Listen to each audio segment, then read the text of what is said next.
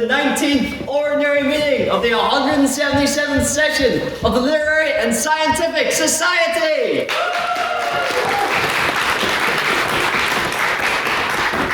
Oh boy, where do we even begin with what we have got up to this week? We've had something on every single day of this week, and it's still continuing into the weekend. It's a week that would give Craig David a run for his money, to be perfectly honest. On Monday, we had our BP sparring sessions in preparation for our Queen's IV, which is coming back after a long-term hiatus this weekend, and we're very excited to compete in that and welcome schools and universities from across Ireland and the UK to come along to Belfast. Then on Tuesday, we had the pleasure of welcoming former Irish ambassador to the United States, the UK, Malaysia and Germany, Daniel Mulhall, to our society in what was an amazing lit talk. And then last night, as many of you will know, we had our infamous drunk debates. I am glad to see that you guys have all beat the hangover and managed to bring yourselves into our chamber tonight. We of course have our great debate tonight. And we also have coming up our Conversazione, another hallmark event of our society. I would recommend that you all sign up for that, because not only do you get the perks of coming for a great night's crack, a nice excuse to dress up, a bit of wine to be had, a bit of conversation as well, it's in the name, but also you will get a very nice and tidy looking Conversazione card. So please sign up for that if you haven't already. Now, I'm sure you have plenty of questions. Trust me, last night at around 3:30 in the morning, plenty of interesting questions were shared. But the great opportunity for you all now is that it's time for President's Questions. This is your chance to ask me, your President, any question that your mind can come up with, but of course with the caveats. There are to be no questions about my politics and no questions about my sex life or lack thereof. So, do we have any President's Questions in the house tonight? Yes, Hugh. Yeah, just wondering, if you were to make 7 wonders of the world, but you can only use locations within the UK and Ireland, what 7 locations would you choose? Oh, now that you've limited me to the UK and Ireland, that's really thrown a spanner in the works, because I was going to say, out of all the wonders of the world, I'm a pyramid geezer myself, to be honest. Now, I know that Egyptian boatmen have been trying to say that the pyramids are not a wonder of the world, but I'd say that they're living in denial, to be perfectly honest. But the 7 wonders of the world in the UK and Ireland. So first of all, I'm going to go for I think that should definitely be one of the wonders of the world. Do you agree, Tom? I'm going to go for the Eurospar in Grey Steel, the Giant's Causeway, Luke Coyle's house, Ballykelly, which is the centre of the universe, of course, and definitely exists. What else? We'll say the Blarney Stone, why not? And then top it all off, we'll go for the McMurdy Hall, for being the home of our great society. Any other President's Questions? Yes, Rana? Would you rather be mobbed or have your torso spiked? I did not research this one, so I am going to say mobbed and hope that that's the correct choice. We'll have been accused of mobbing at the podium before, to be fair, during the debates. Any other President's Questions? Yes, Jonathan? Has the President ever actually been to Camp I sure have. And that is where I learned to pronounce it, in the gift shop of Glenvago. Do I have any other President's Questions? Yes? Mr. President, would you rather fight 100 dog-sized horses or 1 horse-sized dog? Oh. Horses are quite powerful, hence the term horsepower. So I would rather fight 1 horse-sized duck. Any other President's Questions? Yes, Louise? What did Bethany make you for breakfast today? Bethany actually didn't make me breakfast today. Technically, what I had for breakfast was a kebab from Frango at 2 a.m. in the morning. But no, I thought, because tonight's debate, it's a patriotic debate, I thought I'd research, what kind of United States patriotic foods could I eat. And I had sheep. Specifically, I had female sheep for breakfast. And I actually was encouraged then to write a piece about it in what I'm calling my USA. Yeah, I know that one was pretty bad. Well, I'll not pull the wool over your eyes. Thank you, Hugh. I'll not pull the wool over your eyes much longer. No, in actual fact, what I did have for breakfast, so I had breakfast in quite a weird fashion, where I did a press up, a squat, and then I jumped as high in the air as I could, while I ate these green kind of vegetables in a pod. And they had the branding of the third Vice President of the United States. So I had bird peas. There you go. And like Hamilton, I very much missed that shot. Do I have any other president's questions? Yes, Michael? Seeing as you said it was your favourite question to be asked, could you tell us a joke? Could I tell you a joke? Well, shall I tell you all the joke that I told last night at the very end of my speech, which I'm amazed that I remember. So I decided that I wanted to marry my phone. I wanted to make it my Wi-Fi. So I gave it a ring. Well, it turns out it was already engaged, which is a shame. I thought we had a really good connection. I thought all the signals were there. But alas, I suppose I shouldn't get so hung up about it. Any other president's questions? Did that one ring a bell? Yes, Josh? Considering the topic of tonight and its US-centric focus, is there a president that you would most enjoy to be a civil servant under? Oh, that I would most enjoy to be a civil servant under? If it means I get to meet them, I would love to be a civil servant under Teddy Roosevelt because he just seems like a great character. I mean, getting shot during the speech and continuing on, fair play. Any other president's questions? Yes, Ray? So like how much money would it take for you to eat a sponge? I'd say put enough cream and sprinkles on it, do it for free, probably pay you for it as well. I mean, Franco's last night wasn't far off, to be perfectly honest. Yes, we have one from Luke. So given the fact that the IV is coming, and I'm having to open my doors and indeed my heart to UCD, they're coming to stay with me for 2 nights, I would wonder if you could comment on the state of detente that exists between our two great nations, well, one great nation. I wonder if maybe we should be having that sort of level of civility with them. Well, to have such a level of civility would suggest that both parties are civilised. And I would draw your attention back to their IV, look, and how much fun you had with that. Yes, Henry? Oh, 2 Henrys? I'm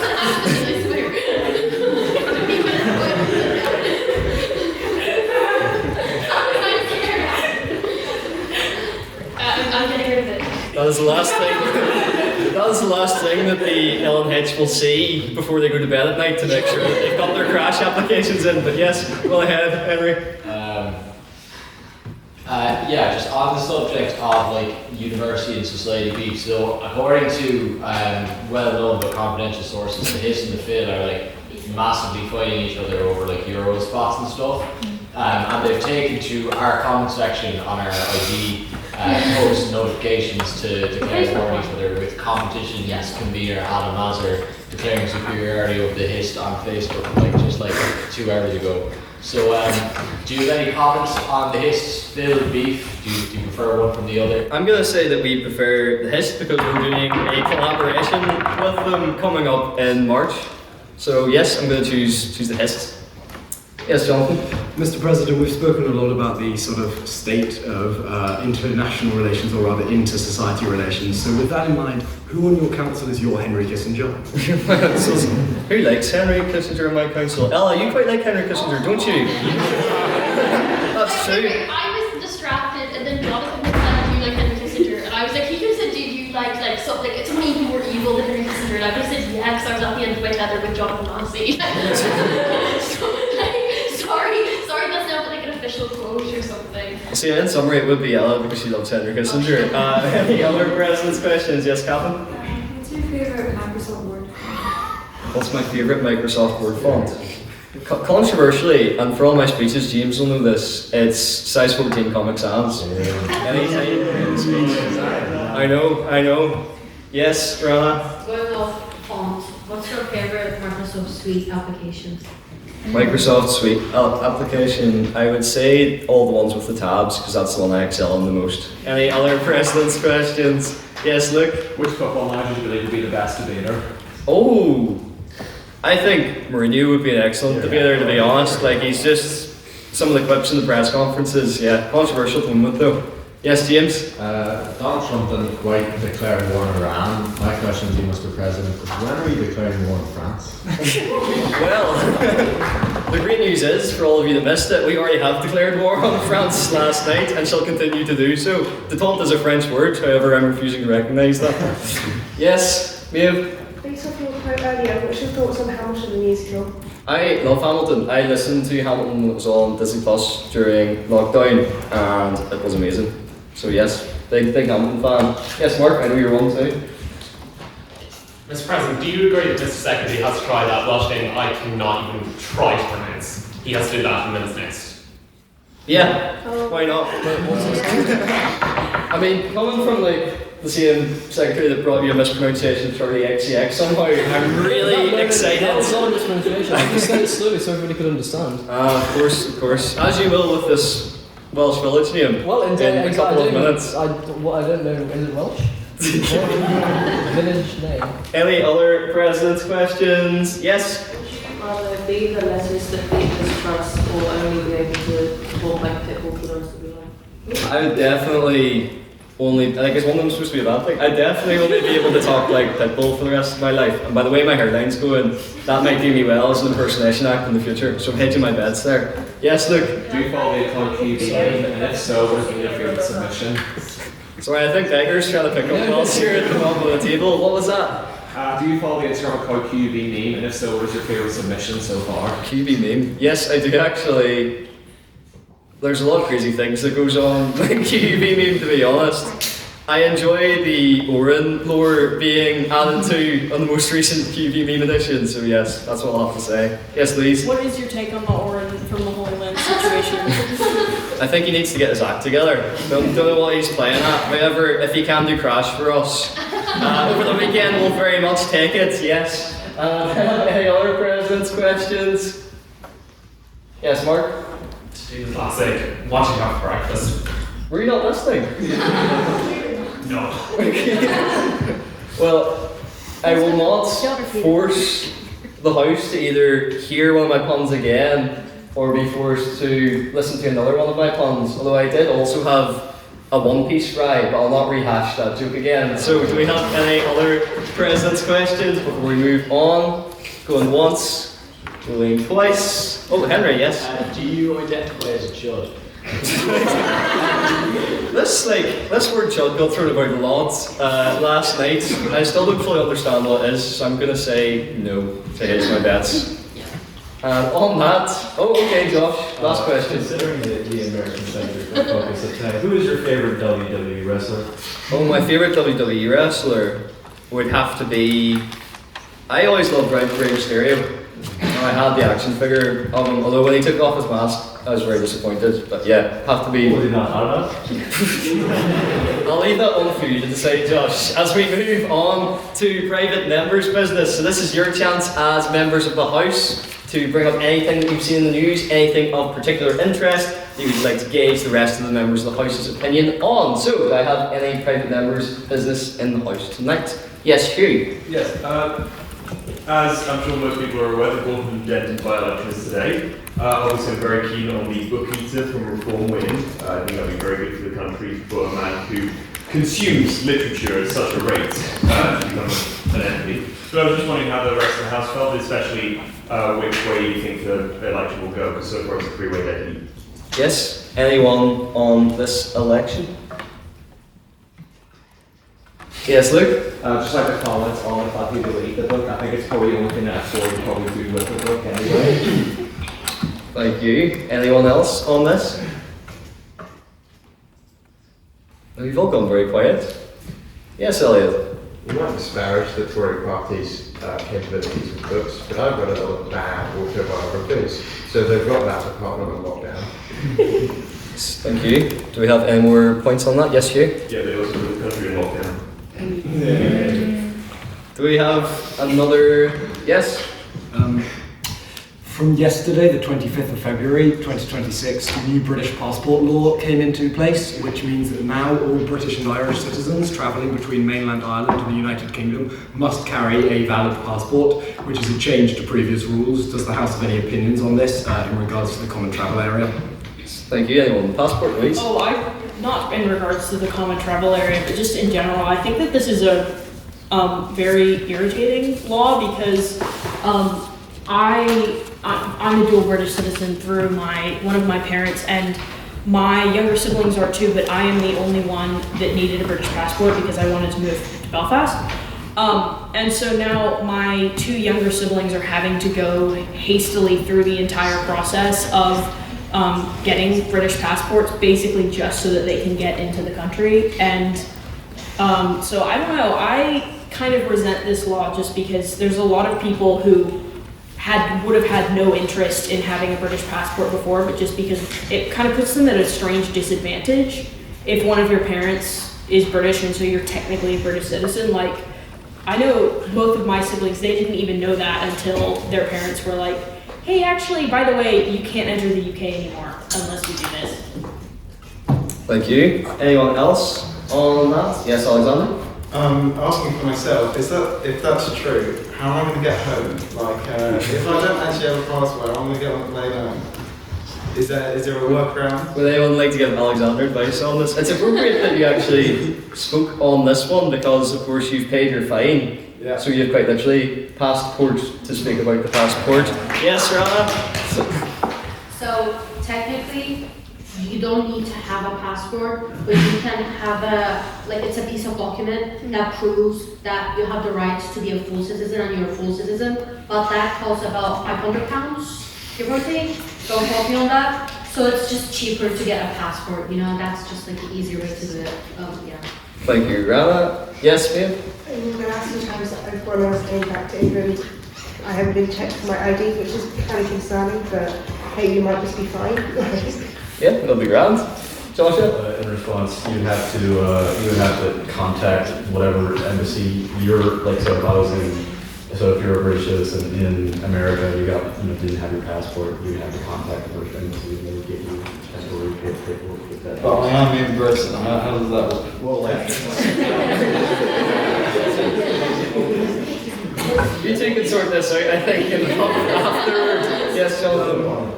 So it's if you're travelling between Northern Ireland, so if you're going Northern Ireland to the UK, it's still within the UK, so you'll need ID but not a passport. But the change is that previously, if you travelled from Ireland to the mainland UK, you would be treated as a domestic arrival and therefore wouldn't have any passport checks. And that has been changed so that there are now passport requirements to travel between the Republic of Ireland and the mainland UK in what is further breaking down of sort of international agreements in our time.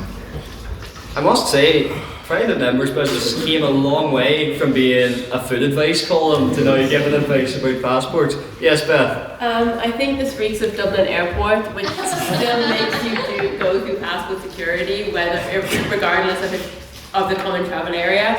But I do think it's great for those of us who do not have driver's licenses, and I've been on the passport for the entire time. So yeah, but hey ho, I don't look British here anyway. So. Anyone else on that? We'll have one more piece of private members' business then. Yes, your hand was up at the start, Luke. I just want to know what the House's thoughts will be on Trump's State of the Union address, considering this is about American politics tonight, and how it actually was the longest State of the Union address as well. Yes, very topical. Anyone on the State of the Union? Yes, Ellen. Sorry, I didn't speak first. Regardless of Trump's State of the Union, my favorite part of the State of the Union is the designated survivor rule. And I wonder who Trump picked as his designated survivor. Like, who in the cabinet would have been president if they bombed the State of the Union yesterday. So if you don't know what that is, one person in the American government has to stay in the White House in case everyone else gets murdered by a terrorist attack, which is a bit grim, I know, guys. It's a fun concept to think, like, who would be the last person to be the president. Henry? I know this is kind of cheating because it's a president's question, but who would be your designated survivor? I think, no, it wouldn't be on council because it's assuming that we all die. Like, that is the same premise. So I would have to say, in recognition of all the dinners, I'd pick Beth as my designated survivor. Yeah. Anyone else on that piece of private members' business? Yes, Beth? I mean, based on how the government is running, I fully believe they might have forgotten to put a designated survivor. There's fully a chance that there was no designated survivor in case of emergency. Thank you. Yes, Joshua? In terms of designated survivor, there's really only one option. Marco Rubio, he's already like the king of like 15 different countries under our control. Nice. Yeah, he's got so many jobs on his plate at the minute. Yes, Stu? I did find it interesting that during the State of the Union, Trump announced that his plan to get rid of income tax entirely and replace it with tariffs, which he still thinks is levied against other countries, and they pay for it. I'm just wondering if House's thoughts on that, please. Yes, expanding. Just a quick response to Ellis put out designated survivor. Let's be honest, it's probably RFK because he would have given the entire Congress measles otherwise. Thank you, yes, Abram. The actual factual designated survivor is the Veteran Affairs Secretary, Doug Collins. Any thoughts on that, or the identity has been removed? So when the designated survivor, that is the veteran head of Veterans Affairs, becomes president, the veterans can still not receive any VA aid. I will say that my tuition check has gone down because of the VA now. So I will say that. Anyone else on that? Rana? I just want to finish it off. Can I? Go for it. So, a Guinness cake, right? Back to the pressing matters that we always do with the members' business. I'm kind of running out of desserts with alcohol in them, so would a Guinness cake be considered alcoholic? Because I remember, someone bought their kid a Guinness cake and the kid got drunk on it.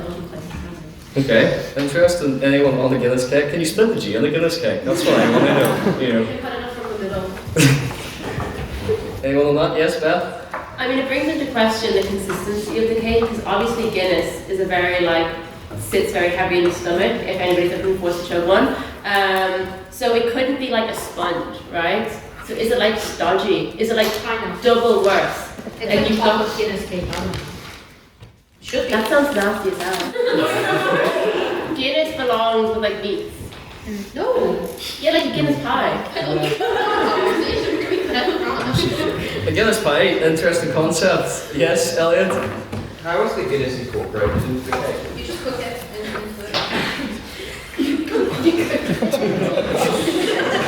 Season. Here. I feel like I'm in the writer's room for season 2 of House of Guinness. This is great here. All fans who should not know. Yes, Ellie? The whole point of a Guinness cake is not the flavour of the riches of the Guinness, it's the thing that sticks, and then all the alcohol is burned away when it's being cooked. So it makes a very tasty, yummy, rich, lovely cake that doesn't taste like Guinness really, it just is nice. Okay, fair enough. Yeah, thank you. Yes, Ellie? I'm just going on the pressing food matters. As people know, I work in Marks & Spencer's, and we've just released tiramisu hot cross buns. And I know Mr. Tiramisu's not here today, but would that be considered coffee? Interesting. I'll have a word with you afterwards if you get staff discount as well from M&S. Ella? I 100% need that staff discount and the location of Marks & Spencer's, but also because I'm a big Marks & Spencer's fan. But I've had the tiramisu hot cross buns, and I wouldn't count them as alcoholic, but with much nicer than the red velvet ones they put out. Yes. But they initially seem horrible, and then you put them in the microwave for a minute, and they're lovely. They're really nice. But I would think neither is alcoholic. And I think every time we have this discussion, I realize who's the lightweight in the room. You can get drunk off as a drink. Thank you. And any more points on that? I'll let you finish. Rana, yes? Finish it off. I did not like speckled eggs cookies by Marks & Spencer's. It wasn't good. Okay, there you go. So you can work on that for next time, and that brings us on very nicely to the minutes from last week's debate, which was "This House has no faith in the Labour government." So I'd like to invite a man who's about to horribly mispronounce a Welsh village, Mr. Secretary, to the podium, please.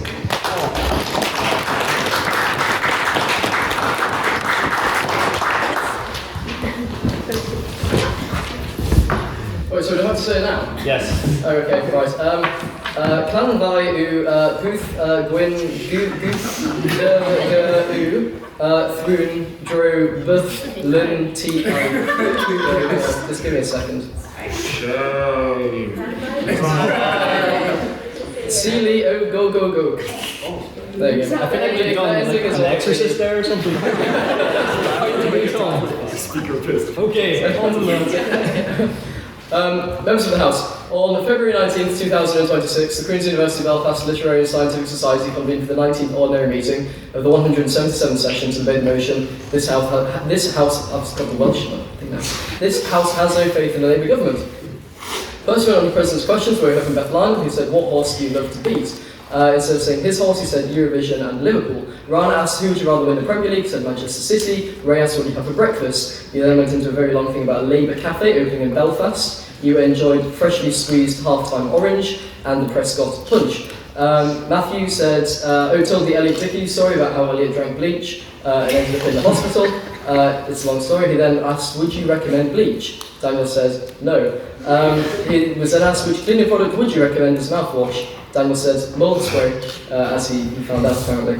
Luke said, what is the best excuse for not going out? He said that he says that he's the only one that has a key to the house.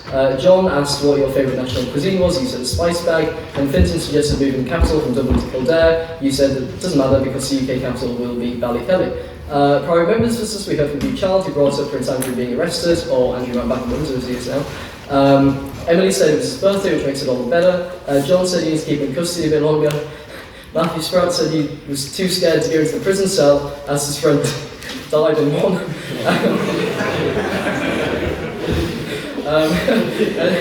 And Jack gave us a bit of history and said the last Duke of York was drowned in a barrel of wine. George Farner said that there was many reports of cancellations. Round then said, I love being woke. And we then had the Toy Story dialogue. Votes on prior opinion, we had 30 votes to the proposition, 10 votes to the opposition and 25 abstentions, meaning the proposition carried and the motion passed. First on the proposition, we heard from Llewellyn, who said faith is more about party labels. It has effects all over the world. When a government demonstrates uncertainty, the people lose trust. Faith requires political courage and U-turns undermine this. For many voters, foreign policy decisions are important and trust can be lost over things like this. First in opposition, we heard from Tom Cormack, who said, I come to you a changed man. I used to use the title Tory Tom with pride. I had my doubts, but now I fully support Sir Keir Starmer, my saviour. He then looked at his teammates with fear and said, do I actually have to do this? They looked at him and said, yes. He said, we had it coming and we gave Starmer the mandate to do what he does today. Just as Starmer doesn't know how to solve the problem, neither does the public.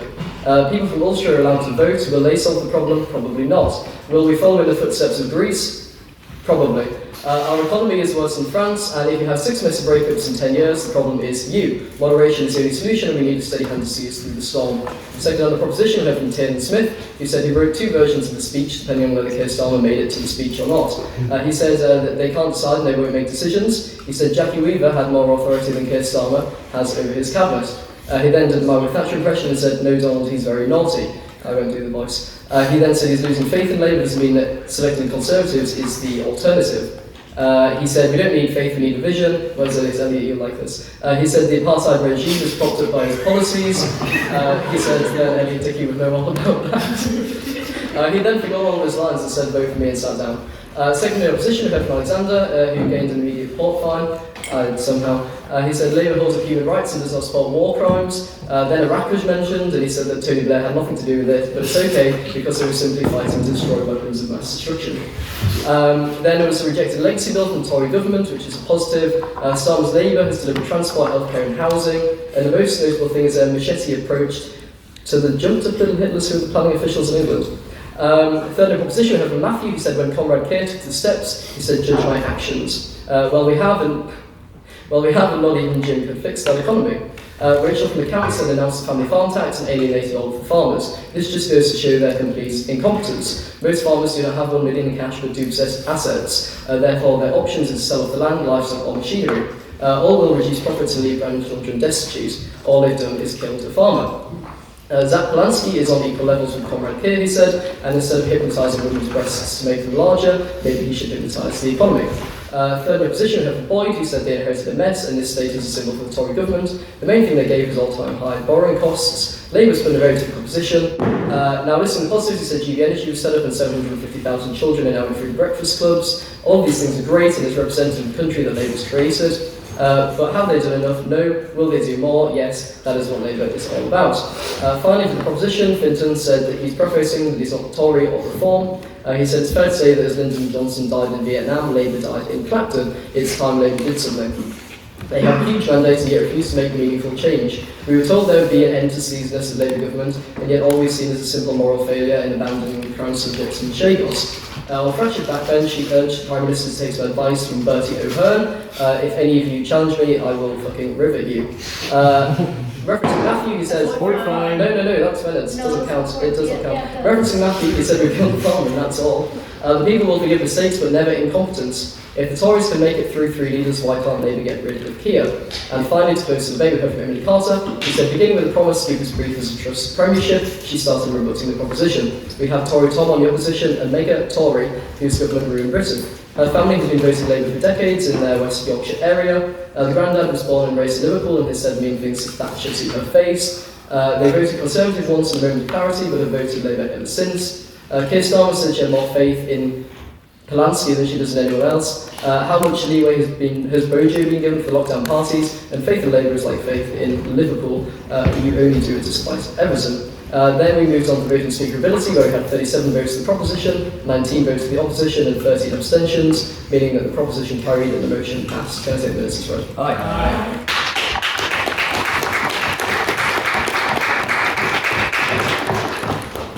Thank you, Mr. Secretary, for those minutes, and you will be claiming that bottle of Portgaf off you after you give definitely her £13.50. Moving on to the vote on prior opinion. So the reason we're all here tonight for this wonderful debate, just to remind you all, the motion for tonight is this House believes the US is beyond saving. So can I have all those who'd like to vote for the proposition and vote on prior opinion and do believe the US is beyond saving to raise their hands now, please? I do.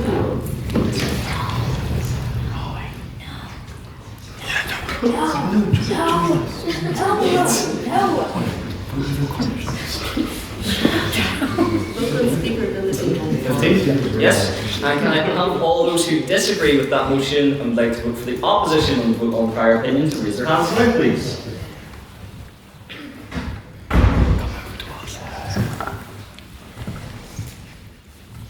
You rose again or you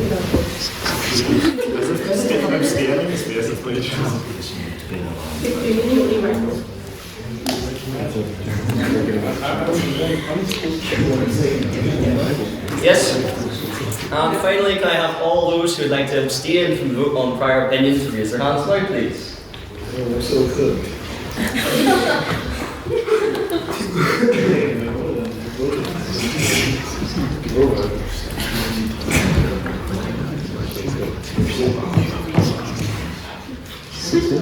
17. Mr. Secretary, can I have the results from the vote on prior opinion, please? Yes, with 15 votes for the proposition, 35 votes for the opposition, and 17 abstentions. The opposition carries and the motion falls.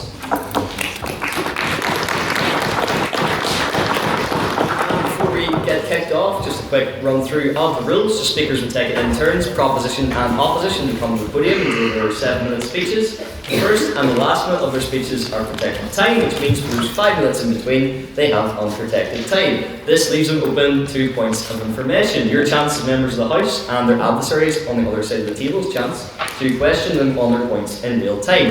To offer a POA, simply raise your hand, especially my friends at the back as well, and project your voice saying on that point, POA or point of information. It is then to the discretion of the speaker as to whether they accept or decline your point.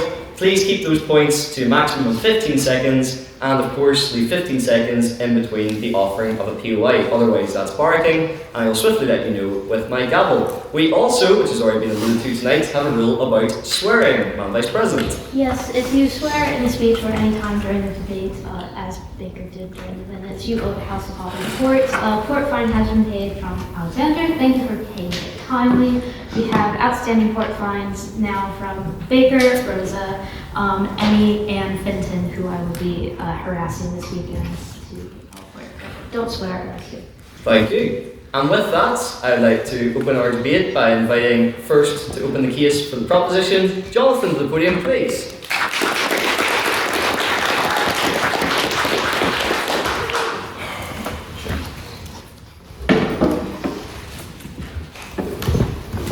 I'm afraid I'm going to have to start with the French.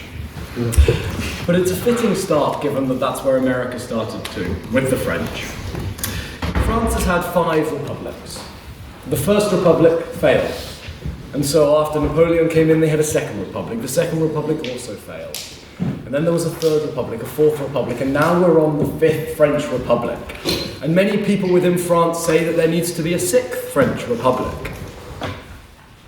Because the French see the constitution, they see the republic as a tool of public governance. And this is the fundamental difference between France and America. What is the United States? You may be tempted to believe tonight that the United States are the people within the country, but unlike most other countries, this would be a fallacy. The United States is its systems of power, its institutions, its constitution, its founding documents. Unlike France, who views these things as a tool, America views them as their basis of existence. America isn't a nation in the traditional sense. Traditionally, a nation is a group of people who share a common history, a very common culture, a common language. America has never had these things. America was always an amalgamation. To quote the 1940s American propaganda film from the World War II, the question in America is not whether to tolerate minorities. America is minorities. And so America is unlike every other country insofar as it is not a traditional nation.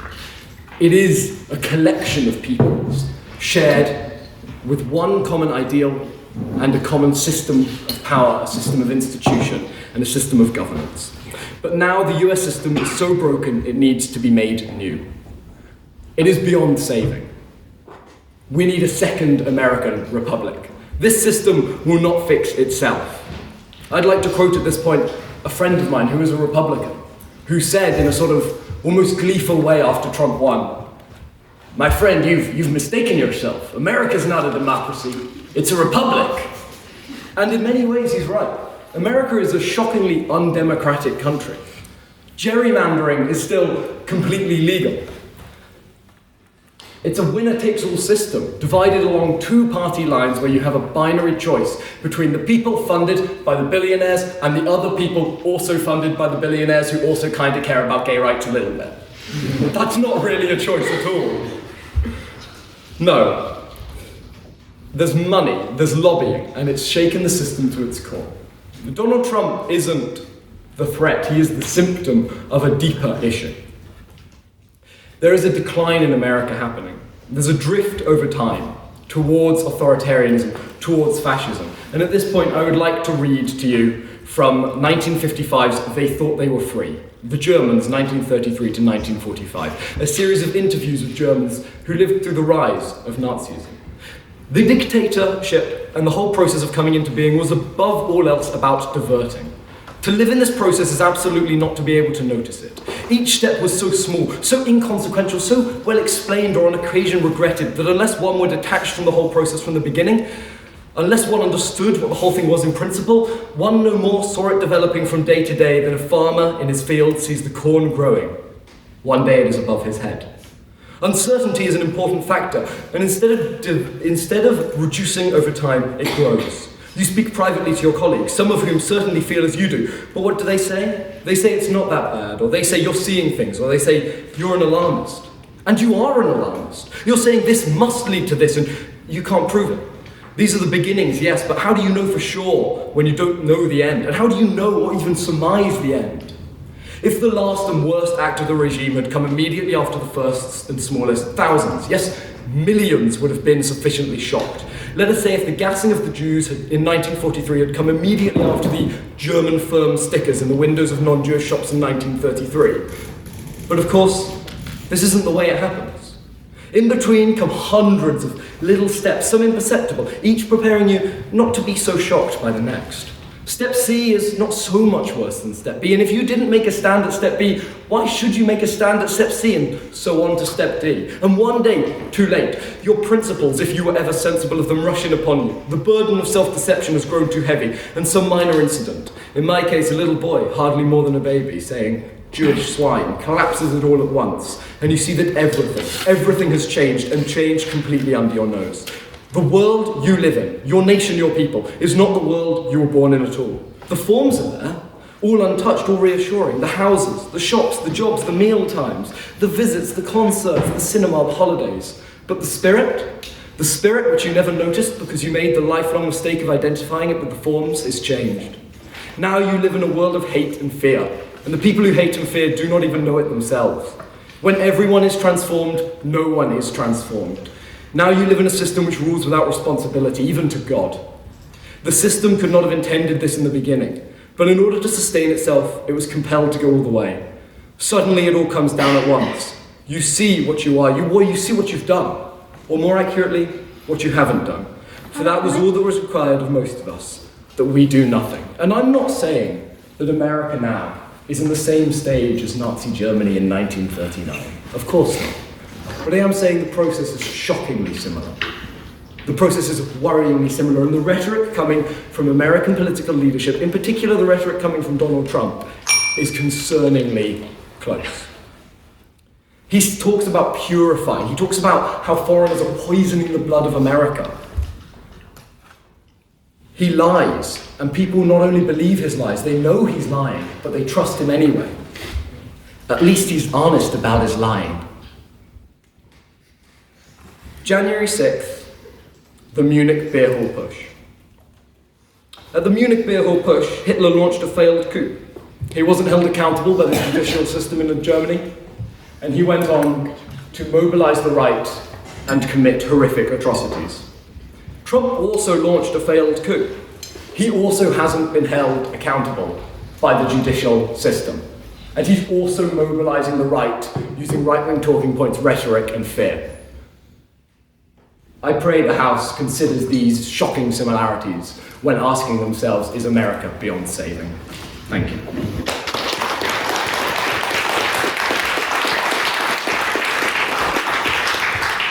Thank you, Jonathan, for that very fine speech. And now to open the case for the opposition, I'd like to invite Ollie to the podium, please.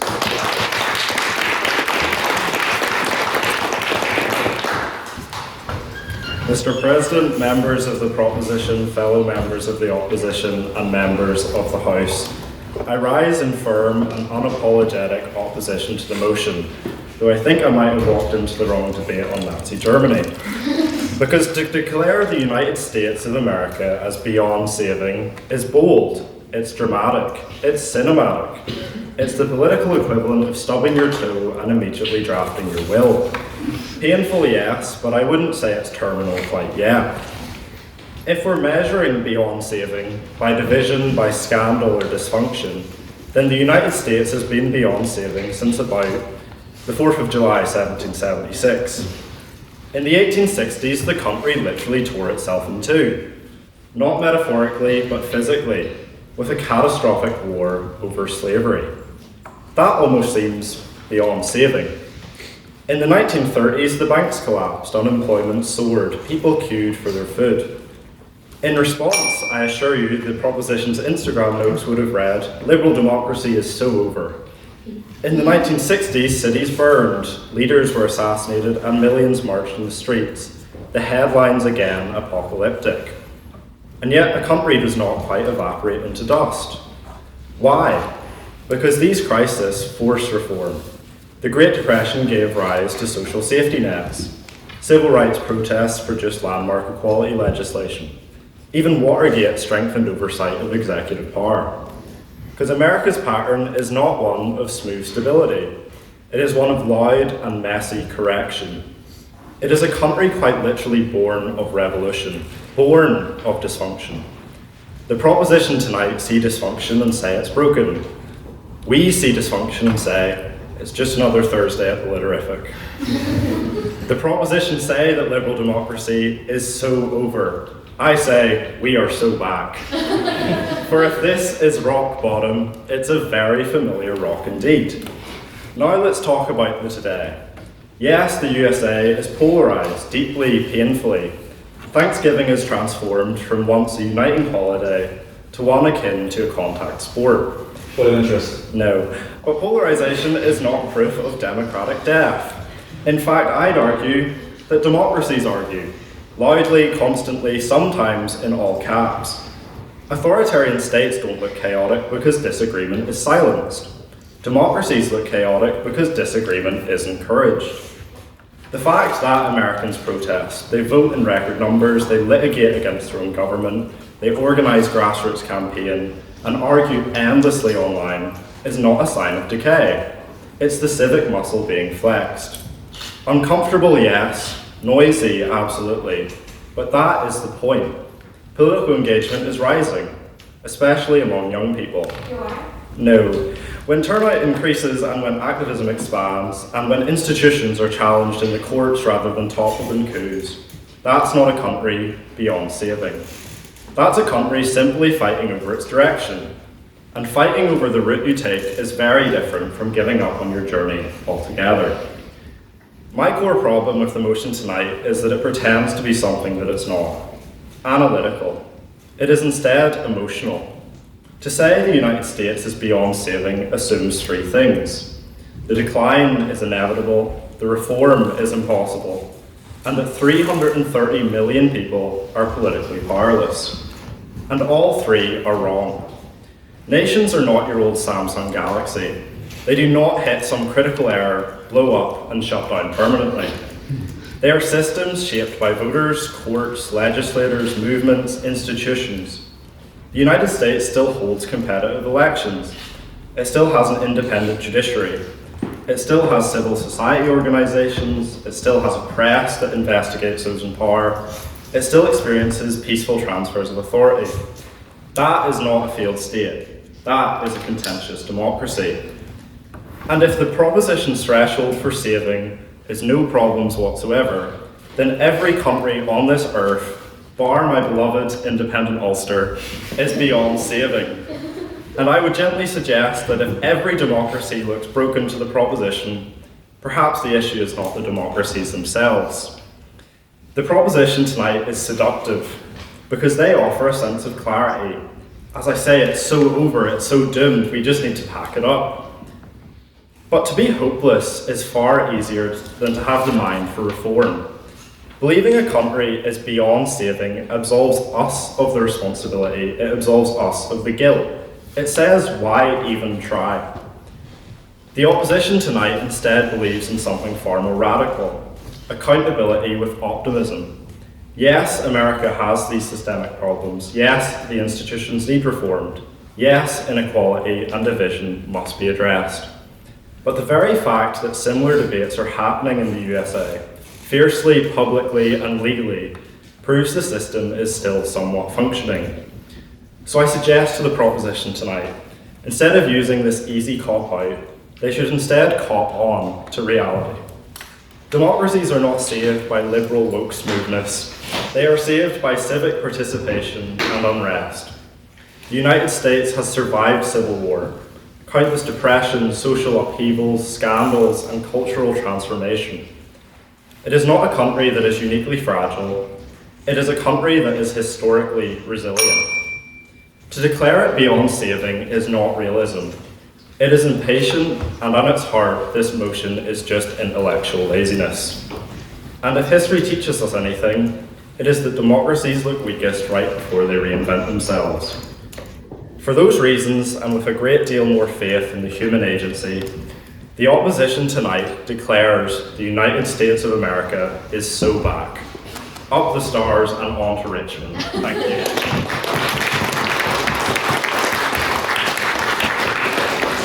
Thank you, Ollie, for that very fine speech. I'd now like to invite second on the proposition Beth to the podium, please.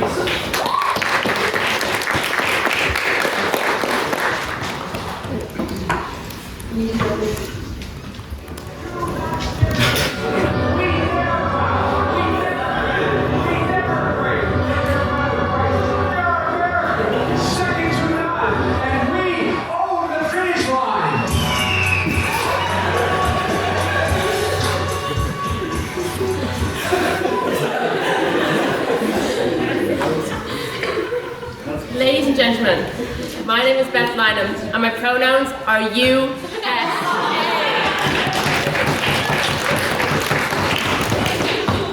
When I was asked to speak in the motion, or more like begged Ella to speak in the motion, I was McMullen over the speech. And I was thinking, what does beyond saving mean? You know what I mean? Beyond saving, for me, means beyond being able to write a speech in time.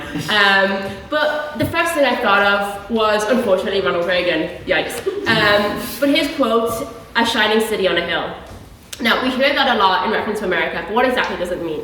It's the idea that, like, no matter the race, religion, or political views of a person, Americans are united under the idea of a United States of America. And it's something that the Americans have been dependent on since the very founding.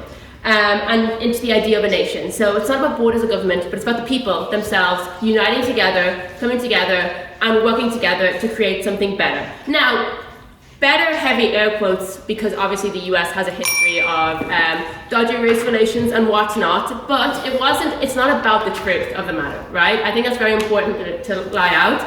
It's about what people believed, right? And we all know Americans do not always live in the same reality we do, so like let them have the little moment. Because no matter what, Americans believed USA is #1, baby. No, bipartisan. That was Joe Biden saying that. Would he be saying that now? No. Would you expect him to? No. But that was the truth. When the US were committing war crimes like all over the world, everybody was like, God bless the military. I love that. We were watching Top Gun, being like Val Kilmer's really sexy, and isn't such pity Tom Cruise is crazy. Now we can't watch it without going like, technically they're committing war crimes, but they're looking really good doing it, guys. Like, let me have my moment. And this is where it comes into, because it's about this idea that it's not whether or not the US is quantitatively beyond saving. It's not if we can point to it going like, oh yeah, but the economy is like growing, or like technically of institutions. It's not about that. It's about the idea behind the United States, and it's about the people who have become disillusioned with the US, as we've seen more and more in kind of recent years, especially in this last Trump presidency. So Ollie mentioned that like there's still that there was always hope when the US is going through struggles in the Civil War, Civil Rights Movement, Wall Street collapsing. That's because they still believed in the fundamental ideas, and that there was always pushback. In the Civil War, that was like, yes, like some like dodgy Southerners going against it. No, not my type of Southerner, but that was just some racist plantation owners like being like, lads, like let us do it. And to be fair to them, they got away with it, like in the end. In Wall Street, that was, I don't know, some dodgy financial issues going on.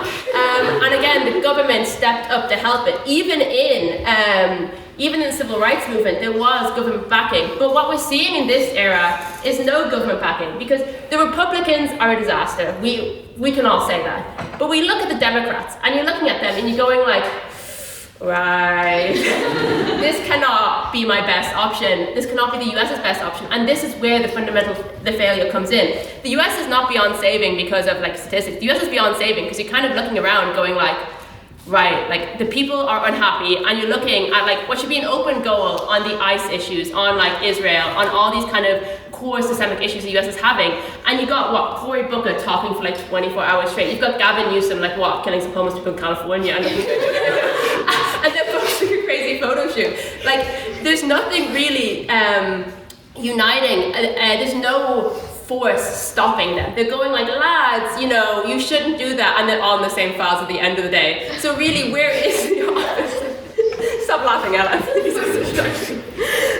And the thing is, now you see all these failures on both sides of the aisle, and Americans are looking around going like, this cannot be it. Like, this isn't what we've been fighting for. Americans have had no healthcare for ages. They're paying out of the nose for education. They cannot safely go into like schools or concerts or anything. And they've enjoyed all of this because they were told for years and years and years that they were the best country in the world, that it's worth it because they're numero uno. And now they're looking around and they're seeing where it all led to. From the day Ronald Reagan told them trickle-down economics was a thing, the US has gone downhill, and we've reached a boiling point, we've reached a breaking point, the point that the US is fundamentally beyond saving. Because people, as Jonathan suggested, it doesn't have to be like, it can be a new US being founded, but there's a point where like, Americans will never feel the same about their country than they did beforehand. Even if we see in the recent Olympics, like Americans weren't happy, especially with men winning. They weren't happy when the US men's team won that Olympic medal. And we saw, like, fun fact, women's sports got a massive rise out of that because they were laughing with Trump. You're seeing more and more now that people are like, oh, actually, no, I'm embarrassed and ashamed to be American, which, you know, 5 years ago would have been a crazy thing. And we're also seeing this with companies. So I'm an aerospace engineer, I love saying that, this is the only thing I got going for me at the moment. But there's Boeing, and Boeing was the kind of airplane company for years. Like, it was the coolest place to be in the 1970s. I assume there wasn't a lot of other cool places to be in Seattle at the time, but like, for us guys, it was the top. But now, what do we look at Boeing? We look at planes falling out of the sky, complete financial mismanagement, and we just see failure. And you look around at all these exciting American companies, and you're like, well, the beers taste horrible. The clothes are like low-key just kind of ugly at the moment. RIP Eagle skirt from the Olympics.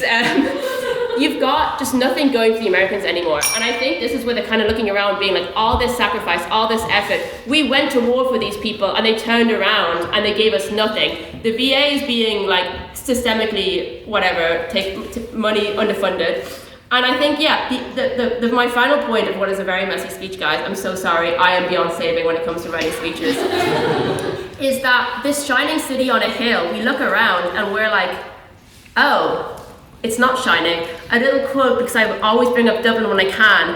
Roddy Doyle said about Dublin, it's a big con job. We've been sold the myth of Dublin as a sexy place incredibly well, because it's a dreary little dump most of the time. And Americans are now looking around and going like, God, this is a dreary little dump. And therefore, it is beyond saving. I thank you so much for listening, and I beg you to oppose.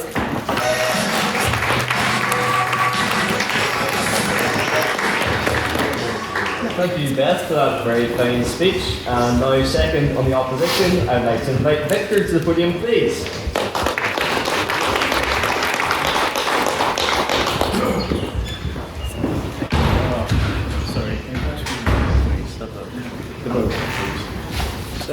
Sorry guys. Hi everyone. Nice to meet you guys and nice to see everyone. Of course, there's irony here.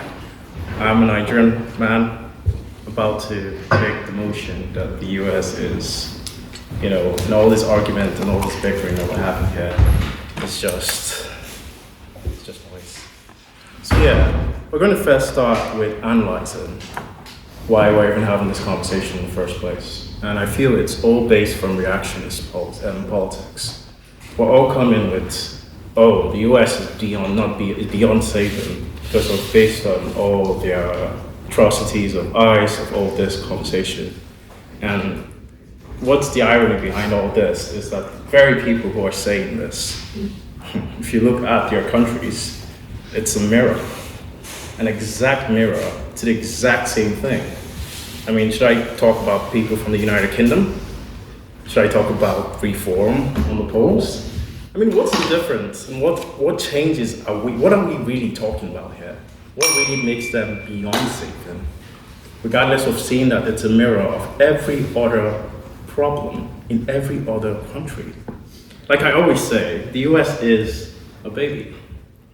Or when I say baby, or offspring of various European nationalities and cultures. So if you're pointing the finger and saying, well, beyond saving, well, you might have to turn the mirror and look at yourselves and check that reflection properly and see, what are we talking about? Yeah, my point to make here is this. The rise of the far right in many European countries came from two things. Came from economic issues springing up and some social problems, and so we needed parties who could represent their interests. And that's where the far right, or wherever we call that, comes in. I mean, what's the contrast between that and whatever is going on in the US? It's the same issues that we have to analyze. I would say one thing. The only thing the US is beyond saving on is their terrible urban planning. It sucks. Jesus Christ, you guys, it's terrible. I would argue that I would support that point of view. But for everything else, I really just see it's just bickering and rather hypocritical, or just talking here. I mean, it's like, I don't like going to the past and pointing fingers, or saying, oh, you did this, so you shouldn't have a say. But I feel it's the same thing. Everyone evolves. We're just looking at them evolving now. This should be a very learning curve for every country in the Western world hemisphere. You shouldn't rely on 100,000 people in Michigan, Pennsylvania, and Wisconsin every 4 years to determine whether the US is cooked or not. You should try your very best to forge your own path forward. A world where you don't have to relay and drop all your entire point of view, or not point of view per se, sorry for that error. You drop all your leverage on one country, who's on the other far end of the world. I mean, they have every right to think they're better than everyone if you're going to drop your leverage. If you drop your leverage on security matters, if you drop your leverage on every sphere you find yourself in, just ask the audience. If I come today and I give you everything, you coming in here, I'm not giving you everything, but I'm kind of supplying a good chunk of whatever a lot of people are using in tech. Let's not even talk about how much of the cultural exports that we see today in everything we do. If we're doing all that, I have the right to say I'm better than everyone else. I kind of am. And so, looking at Trump's character and his demeanor and everything you see and everything we say and all this we say, it's not different from any other politician we see in the European hemisphere. I can't take questions because this is my first debate, so please mind. I am very bad at that, please. But I totally understand the points here being raised here. There's concern because this is a very big global superpower who is moving around now in an era of instability. A country we have hoped for, a country that was out of changing the rights that a lot of things of the wrongs that happen in Europe. And now the fear that I feel everyone has is that they're teetering and you're moving to the same direction the rest of the Western Hemisphere is moving in, or is in currently. The same pointing fingers at everyone else. They call it the Manchurian principle. I can't pronounce it, please. I am an architect. I can't pronounce that big word. But it's the word where you pick a scapegoat and you push it and say, yeah, this is the cause of our problems. But it's not the exclusive issue in the US, is my point to make. By the words of a Nigerian philosopher and musician, his name is Ashoke, by the way, we're all hypocrites. Everyone else, every country. There's no moral ground to stand. There's none. On that point? Yeah, if the argument is like, oh, the US isn't cooked because like it's the same as everyone else, don't you have to prove that? Like, what if everywhere is just cooked? Like, what if everywhere? That's good. That's good. I mean, everywhere's cooked. Everywhere's cooked. I mean, aren't you cooked? I mean, my debate team, when we were on stage, we had two of them were saying, and I was the only one saying, I'm supporting my course. We're all cooked. And I said it there, we're cooked. Everyone is cooked, you guys. That's how life is.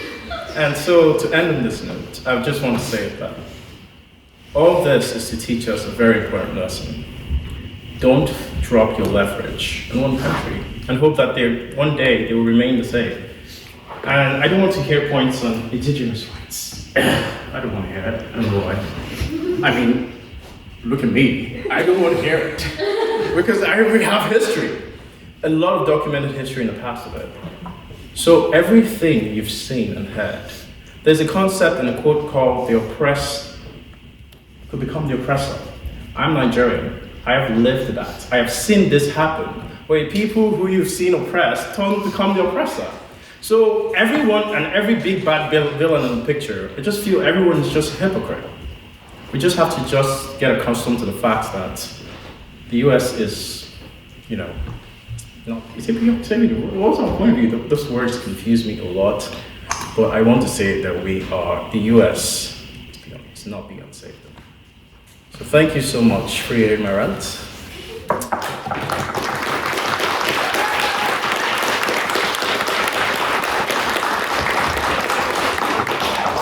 Thank you, Victor, for that very fine speech. And now, third proposition, I would like to invite Louise to the podium, please. Okay.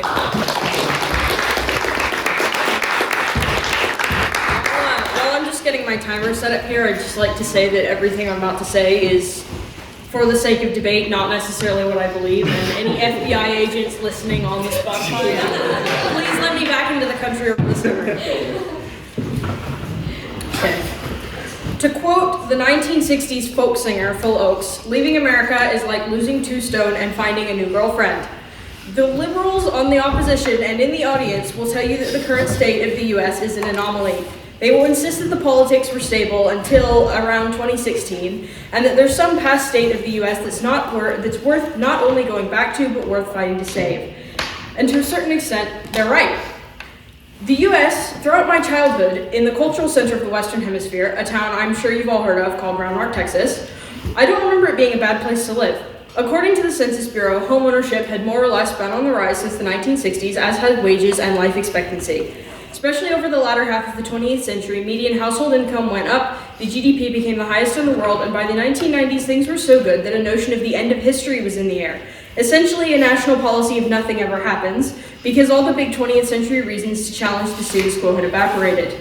While this didn't last much into the 2000s, to someone exposed to the Chernobyl's foot that's been the 2020s so far, the early years of the 20th century weren't absolutely horrible, especially on the social front. The US legalized gay marriage in 2015, campaigns to stop racism were gaining momentum, and as the woker over here, I'm sure will tell you, this half-century of overcoming obstacles and progress for domestic citizens certainly looks like a mere flexing of the civic muscles. But to quote my favorite influencer, John Kiriakou, you have to admit that there's one kind of half exception. Just as it's a bit eyebrow-raising that he didn't kill anyone when he obliterated an Iraqi janitor with 47 cruise missiles, it's a bit strange to insist that you need to save a country with such a history of blood and slaughter rather than build something better. If you'll allow me to make this storybook hour for a minute, I just want to read you a few figures from this book that I brought with me. For those who can't see it, the page is titled Anti-Communist Extermination Programs, specifically only counting intentional mass murder and not any kind of deaths from military engagements or unintentional deaths. In Indonesia, from 1965 to 1966, the United States killed 1 million people. In South Korea, from 1948 to 1950, the United States killed 100,000 to 200,000 people. In Nicaragua, from 1979 to 1989, the United States killed 50,000 people. Just to put this into perspective, because those are like mind-boggling numbers, the lowest number on this page is 200 people in Honduras in the 1980s, which is like multiple times the population of this room. And I've already referenced everyone's favorite CIA Reels content creator, so I don't think I need to go into how they were locking people in coffins filled with insects at black sites all throughout all of our childhoods. This certainly exposes the central issue with this opposition's argument, which is that none of them have taken a good long look at what we're supposed to be saving, and none of them have realized just how reasonable the suggestion that the US has been cooked since this 4th of July 1776 is. Let's focus on the last word, saving. We aren't talking about whether we can help the US, whether we can improve the US, or we're talking about whether what currently exists can or should be saved. What is the US, really? After 75 years of global dominance, everyone here likely knows the founding mythology of the US pretty well. A settler colony founded by Western European religious extremists protesting the woke English monarchy's ban on their form of Calvinism, which went on to build an economy based on owning human beings and then broke away from the mothership because they wanted to have a go at cannibalizing the colonies of all the other European empires themselves. The opposition may think I'm being harsh and that the US wasn't all bad because they established democracy or whatever the woke buzzword of the day is, but we desperately need to ask what exactly goes along with this democracy. Perhaps nothing illustrates the dichotomy of American history better than a man who did save America, Abraham Lincoln, the 16th president, the one who was president during the Civil War in the 1860s, and the first president to be assassinated. He's pretty positively viewed. He abolished slavery, he brought the country back to peace and back into one piece through the Civil War. But we have to ask the question again, peace for who? Because Lincoln's presidency was shot through with continued participation in ethnic cleansing operations against the indigenous peoples of the Americas, as part of what I feel pretty confident calling the worst genocide in human history, given that European colonizers killed so many people in the course of building this glorious nation which we are trying to save, that they lowered the temperature of the planet. Lincoln, one of the better American presidents, oversaw the murder of thousands of Navajos and Mescalero Apaches when his government forced them to march thousands of miles off their lands so the white settlers in the burgeoning American West wouldn't have to deal with them. His legacy was also marred by the Sand Creek Massacre, where American troops killed hundreds of Cheyenne and Arapaho people, of whom 2/3 were women and children, just months before that same army would bring an end to America's Civil War. Lincoln has an almost uncontroversial history outside of the house of my weird neighbor back in the holy promised land of Texas. He was a living patron saint of American commitments to freedom and equality, as long as you ignore that the system he worked through created slavery in the first place, and more notably, as long as you ignore the thousands of bodies that he stood on top of. If we say that we're saving the US, we're saying that you can untangle that country from its past. You can save the United States from itself by siphoning out what built it. The woke left wants to save America from what makes America America. And I'm sorry, but I'm just not convinced. What is the US other than hundreds of Cheyennes being massacred by a president who declares he saved the country from the Civil War? Or 1 million dead Indonesians? Or the fact that they flew the McDonald's flag at Guantanamo Bay at half-mast when the Queen died? Can it be saved? I mean, listen, I'm not talking about anything extreme. I certainly don't want my family there dead, and I think I already mentioned how badly I want to get back in over the summer. But if we're talking about truly saving the US, righting all of the historical wrongs, it needs reform to the extent that it really can't be called the same country anymore. Can the people we call Americans work within the system to salvage themselves? Can they build a better society for everyone? I don't know. This is a uni society, not the UN Security Council. But you may have noticed that I haven't said the word Trump once in this speech, so I do know that America's problems are too deeply ingrained to speak of saving it, and that any true progress comes from moving forward without the burden of trying to keep imagined glory dragging along behind. In an era of increased polarization, the US simply cannot afford to keep trying to save the ghosts of 47 cruise missiles past instead of worrying about the future. For those reasons, I implore you to impose this motion and think beyond the current confines of the world that we live in. Thank you.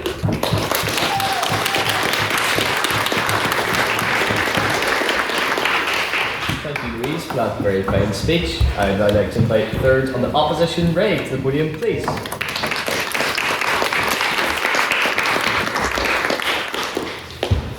First off, I'll say flying McDonald's flag half-staffed, that is a compliment, by the way, to the Queen. Right. Now, at least one person in this room knows that whenever I'm drunk, as I was last night after one drink, it is economical. But as this person knows, whenever I'm drunk, I like to sing songs from a certain artist.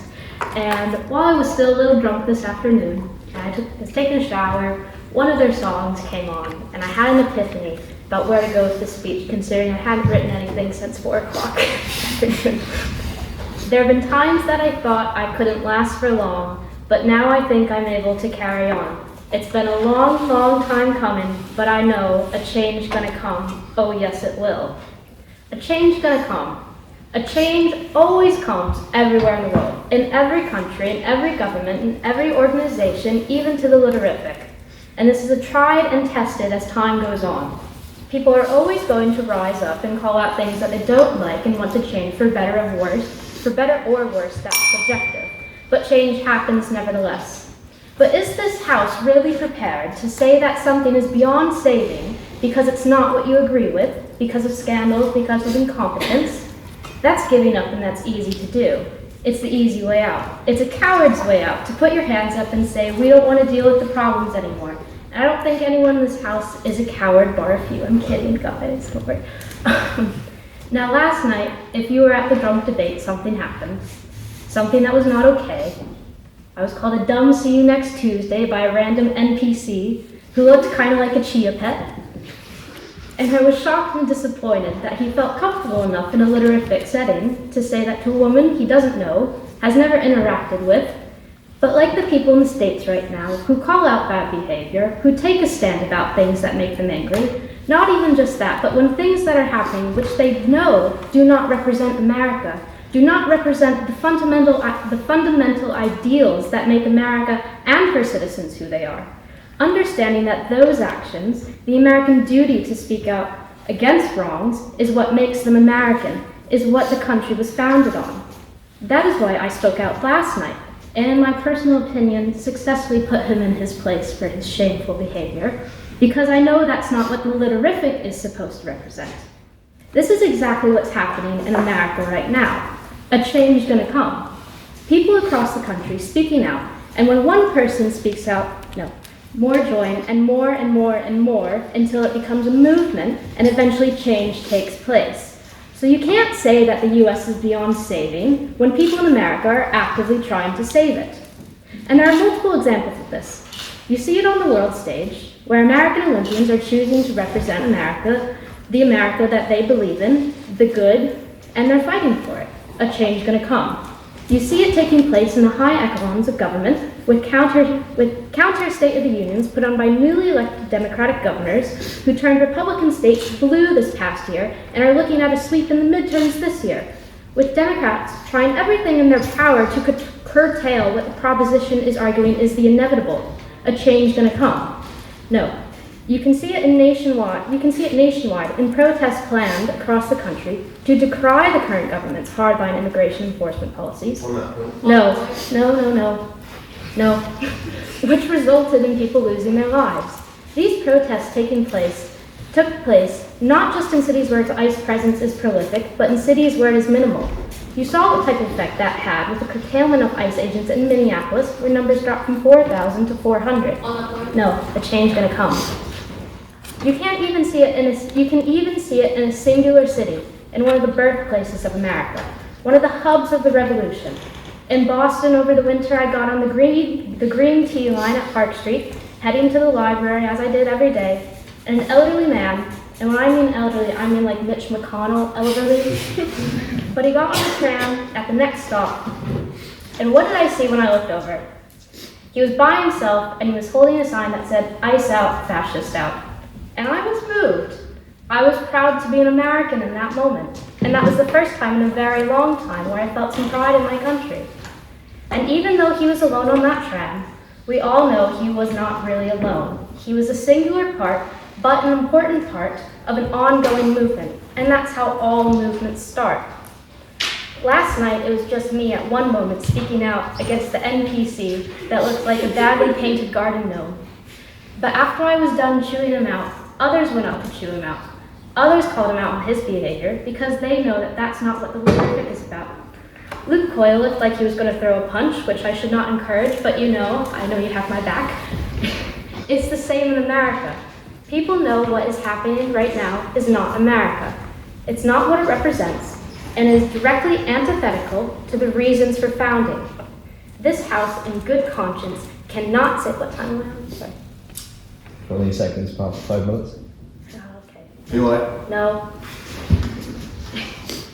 It's the same in America. People know that what is happening right now is not America, is not what it represents, and is directly antithetical to its reasons for founding. This House, in good conscience, cannot say that the U.S. is beyond saving when people are actively trying to save it, actively trying to better it, actively trying to live up to those ideals that make America who she is.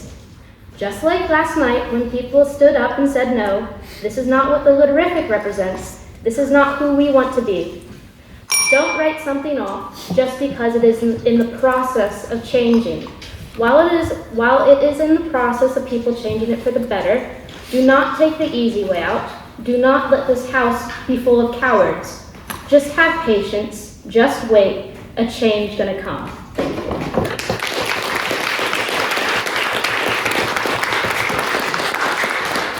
Thank you, Ray, for that very fine speech. And to close the case for the proposition, I would like to invite Derry to the podium, please.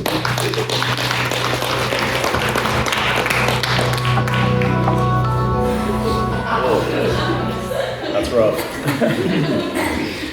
Hi everyone. So we basically completely missed the entire point of this motion. America is not beyond saving because of the actions of one man or one political party.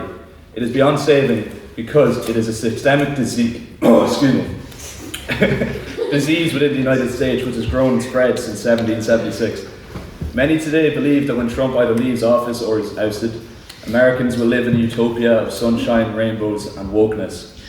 While I am a fan of sunshine, rainbows and wokeness, I have to be the party pooper and say that this is just not the case. Second in command Chud, J.D. Vance, announced yesterday that the Trump administration would temporarily halt more than $250 million in Medicaid reimbursements to the state of Minnesota. This was an escalation of top Chud Trump's newly announced war on fraud. The administration will also be imposing a 6-month national moratorium on federal funding for people who need medical equipment now. New enrollments for federal funds such as devices will be halted due to concerns of benefit fraud. But really, what does saving mean? According to the Oxford Dictionary, to save means either to keep up and store something, especially money, which is probably not what we're talking about now, but more appropriately for today, keep safe or rescue something from harm or danger. The USA is beyond saving in this sense from the very beginning.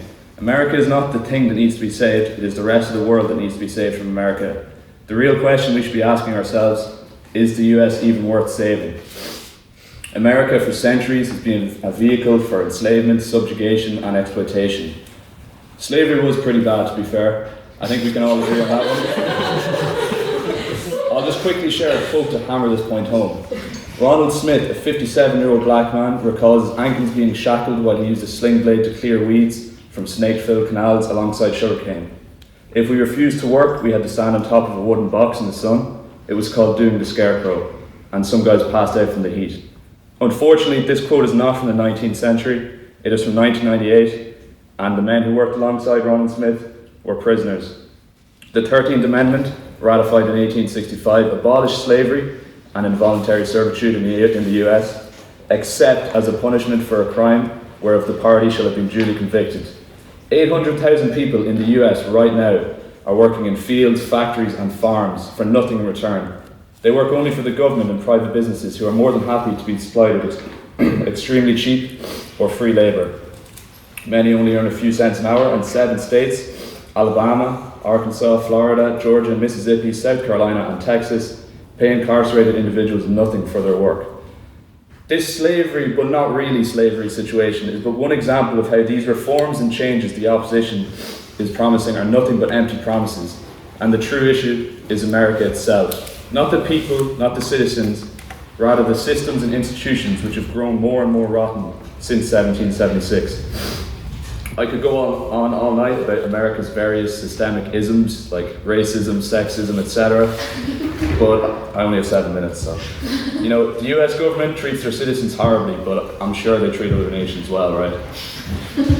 Puerto Rico, Cuba, Nicaragua, Haiti, Iran, Guatemala, Lebanon, Iraq, Laos, Vietnam, Cambodia and Korea are just a few examples of how the US has mistreated and subjugated foreign nations throughout the years. Anna Louise Strong, in a report to the CIA, writes that when the Americans landed in Korea, the Koreans already had a de facto government. A People's Republic had been declared a day earlier by a Congress of Koreans. General John R. Hodge, commander of the US Armed Forces, dissolved this People's Republic and drove most of its members underground. The US then set up their own government in its place. It was then stated that the US adopted a boys will be boys policy towards Camptown prostitution in South Korea. Sexual exploitation of women and young girls had become an arm of US imperialism, and US military involvement in Korea had evolved into a misogynistic sex industry. Yes? It's not purely just an American military issue that happens in militaries within countries throughout the world. Yes, but as we were saying earlier, if we talk about other countries, I mean, they could all be cooked. So we're mainly speaking about how America's cooked at the moment. So while they were overthrowing governments and committing heinous acts against its population, it gave Korea something in return. Capitalism. We all love capitalism. A free market. I mean, South Korea, it must be a utopia at the moment. A severe wealth gap exists, with the top 10% earning 20 times more than the bottom. And according to the Organization for Economic Cooperation and Development, South Korea had the highest relative poverty rate among its member states in 2022. Poverty rates are especially high among the elderly, with nearly 40% of citizens aged 65 and older living in relative poverty as of 2023. On that point, yeah. If only we had an example of Korea where they didn't have capitalism to compare it with. Again, can we say something's good just because their neighbour's worse? You know, I think that's a bit of a moot point, but anyway. This is just one example of how the US has inserted itself into foreign countries' affairs, almost always to the detriment of these countries' people and their self-determination. I ask you today, is the US even worth saving? Personally, no. Please vote in favour of us. I'll buy you a pint later. Trust. Thanks, guys.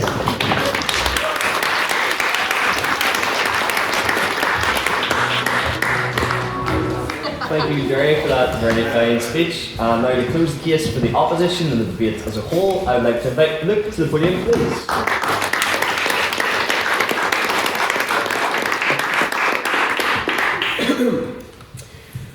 Well, ladies and gentlemen, the time has come.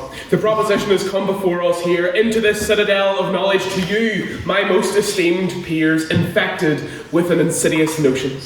They have come before us still ill-burdened by the frantic claims of a world so devoid of critical thought.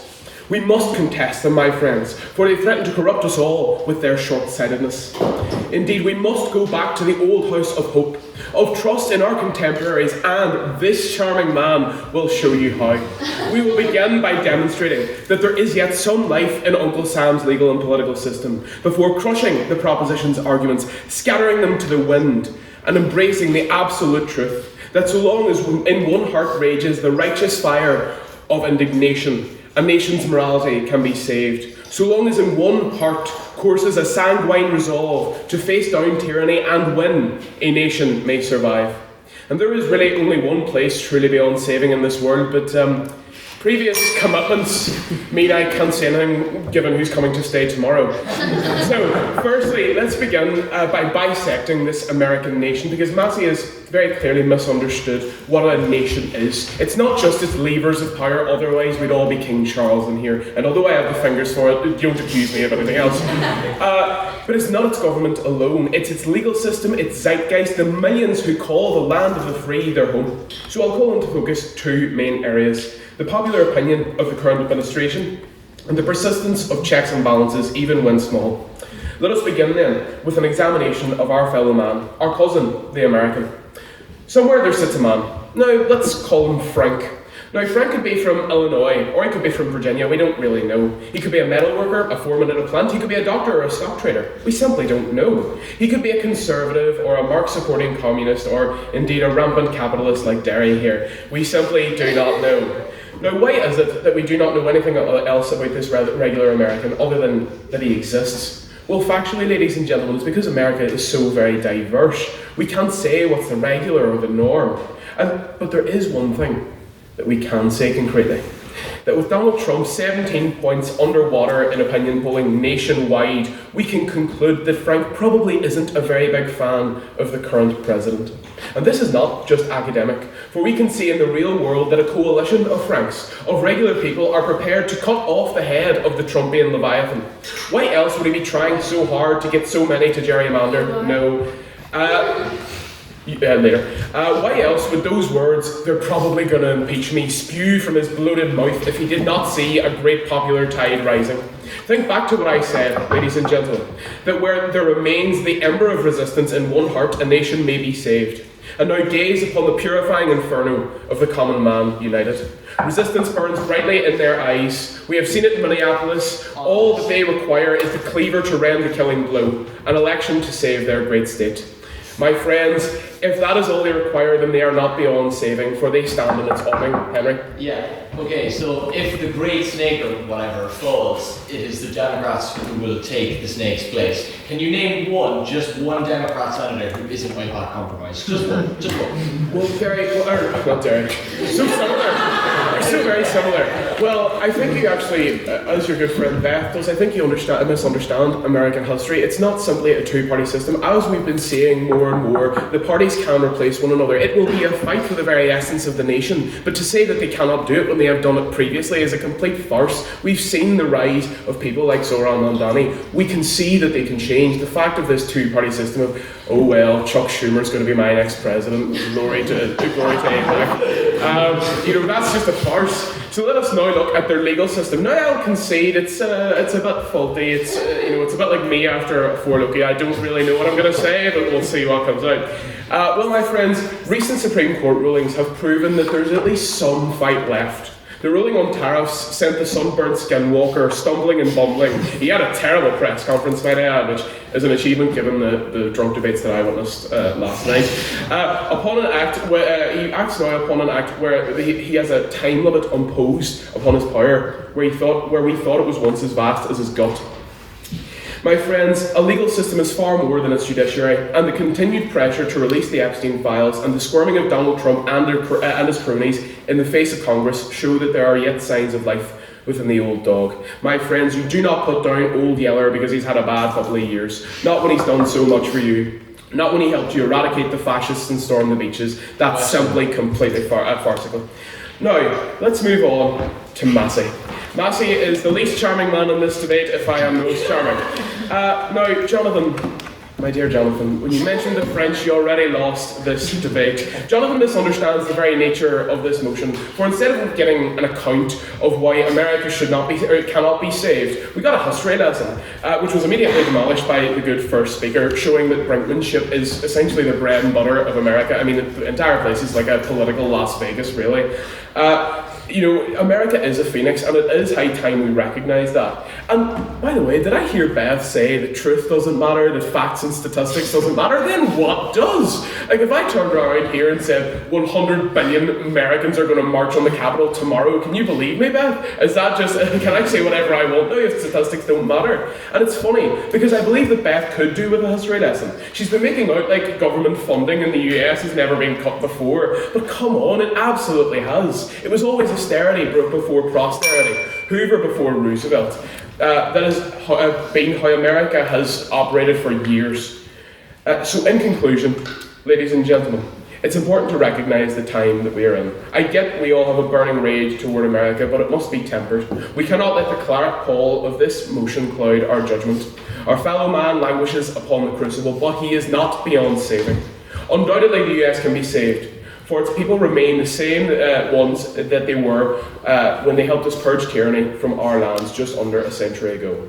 Its legal systems yet live, and we have seen no evidence for the US failing in that respect.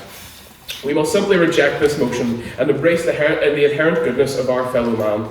Bow before the altar of hope. Trust in your fellow man. For, to paraphrase Abraham Lincoln, a house divided against itself can never stand. So do not divide your house. Do not condemn your fellow man, for in doing so you condemn yourself.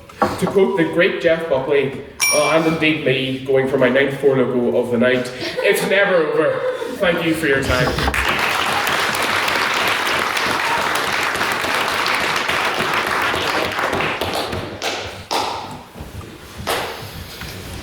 Thank you, Luke, for that very fine speech, and to all our speakers, I'm sure you'll agree as a house that it was a very high quality debate, and I'd like to congratulate the two main speakers at the table as well.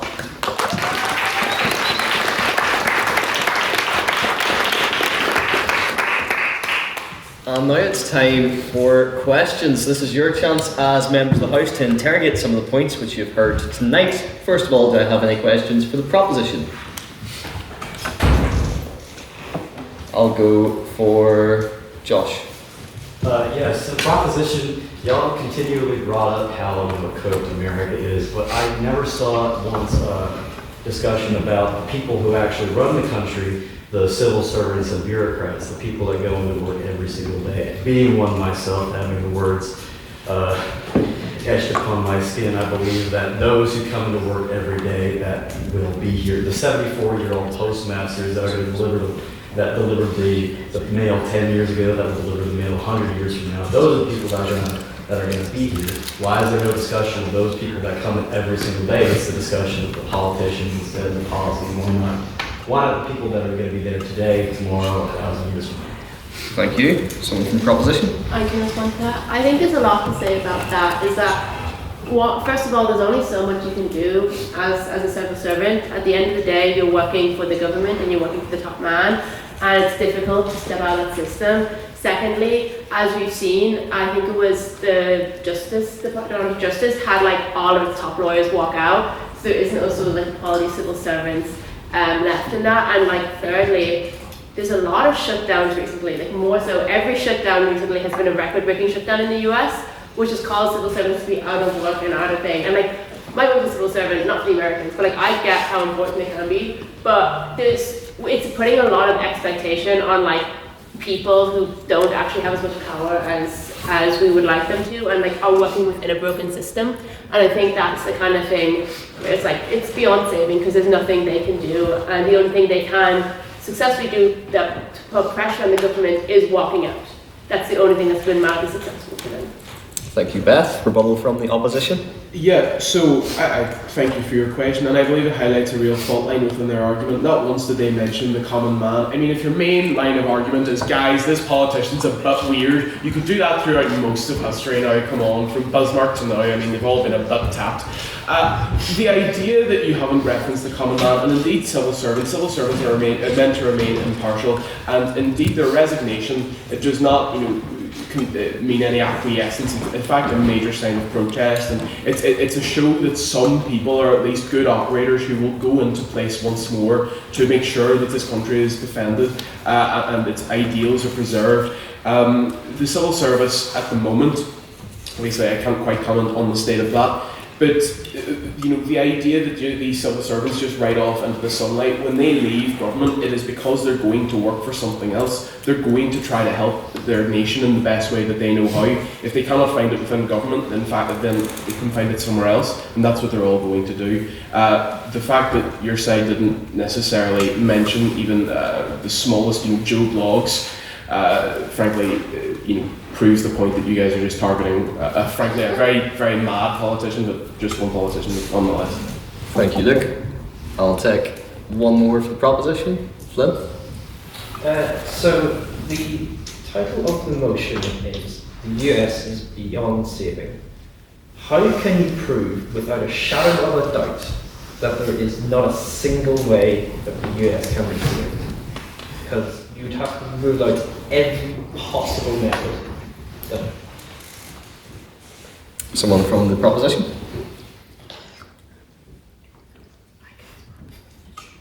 Any time today? Yeah. I mean, this is giving me PTSD flashbacks to I don't buy your case when it comes to that's also not the point of rhetoric, guys, like as you have told me, but the thing is, like, we've seen over the years, and like as a lot of us brought in, that it's been since the very founding, they've gone through every single system of like whatever, and what you see is not the every single possibility. You see that no matter what, things stay the same. Like fundamentally, we talk about the Civil War. As Derry mentioned so eloquently, what changed fundamentally outside the saying that like, oh, this type of slave doesn't exist, but we've changed it now, so in essence nothing has changed. The banks still, the wealth inequality in the US is crazy. If you look at like civil rights movement, like it's kind of crazy, Luke, to compare yourself to the American justice system after a couple of locos, like bro, spoon's going a little bit too crazy. A couple of slurs being said, everyone. I'm just saying the US is known for their dodgy justice system. Two-tier justice, Luke. Anyway. So I feel that I've got to kind of vindicate myself here. Of course, Beth is known for firing the insults at me. I once got called a gay fascist by her, but we'll move on from that. I thought you were about to say I'm also a fascist there. That's where I was going. We're going to leave out whatever that was, and we'll bring it back to the actual question, which was: have you actually shown beyond a reasonable doubt, or even a shadow of a doubt, that the US is beyond saving? And you haven't. You gave us 3 different history lectures, 2 different ethical considerations, but never once did you say X, Y, and Z. Derry came in and had to clean up for you guys. The fact of the matter is that when it is the 4th speaker that has to bring in the points about nothing has quite changed, and the rest of you are kind of going, guys, do you want to hear about some interviews that happened? Like, I don't quite understand, guys, what I'm going to use a BP term. I don't understand what you're weighing is here. I don't understand what you're when you're essentially giving us a history lesson, I don't understand how you've proved that this is going to happen or this has happened. The point about the justice system, or what slurs have I said? I asked that one. Don't answer. It's a dangerous comparison to make. What Between is you and the 4 locals and the justice system.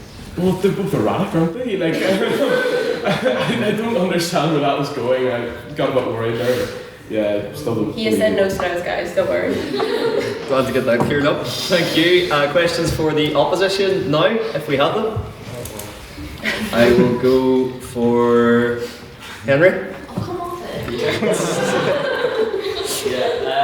So I think like what a really interesting one is like Trump would be gone or whatever. But like the fact is the US, and like Luke said, Zoran Mamdani, like that's great. But like I don't think when you compare Zoran Mamdani to like cross-party support for Israel, cross-party support for immigration. Obama deported more people in his 2 terms on aggregate than Trump did in his first term. Like, there are cross-party oil consensus issues where the US is on all bases, on all levels, like, cooked. And your argument was essentially like, oh, the Republicans will be gone soon, and as Jonathan rightly said, they'll literally be replaced by people who on the big issues are the same, but kind of like gay rights. So how do you reckon with that? How do you defend the Democrats? How do you say that the Democrats aren't the other option? A response from the opposition? Was it pointed at anyone? Go whoever wants it. Yeah, go ahead. You go ahead. Oh, okay. Hi. I feel my point of view here, or how I answer that question is like I made the argument as well. Is yes, the topic is about are they beyond saving, are they not beyond saving? But I feel the critical argument here is what is even the definition of morality even in this sense? If every other country on this planet does the exact same thing, and it's just not published on a very big scale. I mean, I really shouldn't, like, you hear of conflict in some places, and you're so surprised this is happening. First, when I was reading for the debate in bed, for an instance, why is Hungary split between two enemies of the state, Russia and Ukraine? It's so weird. But it's how very interesting global politics is and how geopolitics is. I have always said it. We should move from a stance of relying on 100,000 people or the few people who always determine the positioning of the US every 4 years. It's very tiring. It's very, very tiring to have this conversation every time. And we're always centering them on platforming them every time and having this conversation about where their morality stands, how they support Israel, how they support this. And everybody does the same thing. Everyone. It's just not done on a large scale, or it just lost momentum, and they have a big dog in the power now. So, yeah, I don't know if that answers your question in any way, or yeah. Thank you, Victor. Proposition? I think this comes to the fundamental flaw in America, and it's something I think throughout this debate the opposition are very optimistic, and I'd like to think I'm more pragmatic than that. I mean, Ray kept saying a change going to come, but the changes that the US needs to save it are so large that it is no longer the US, it is a new thing altogether. It is like when we got rid of the Third French Republic and replaced it with the Fourth, or when we got rid of the Fourth French Republic and replaced it with the Fifth. We need such a large change to the system to upend these deep-rooted things. When you've got the Republicans going out and kidnapping Americans in unmarked vans, and the best the Democrats can do is go, well, make sure the vans aren't unmarked. Like, there's something very wrong. Luke says at some point, Luke says if Old Yeller gets old, you don't take him out the back and shoot him. And sure, maybe he's right, but eventually Old Yeller dies and you need a new dog. America, maybe we don't take it out the back right now and shoot it, but it's going to die. It is declining, it is rotting from within, and we need there will come a reckoning and there will come a new American system. Thank you, Jonathan. One more for the opposition, yes, Ash? I think a key part of this debate is about American exceptions. And I think that Prof. done a good job of saying that what makes the US unique is American exceptionalism. And what is defining American exceptionalism is the separation of powers. And I think the Trump administration has clearly showed that they want to remove the separation of powers and no longer wants to fight the Democratic Party on an equal playing field. What do you think, like with this existential threat that Trump has on the separation of powers, do you genuinely think that then this American exceptionalism that represents the US is therefore not beyond saving? Thank you. Someone from the opposition to respond?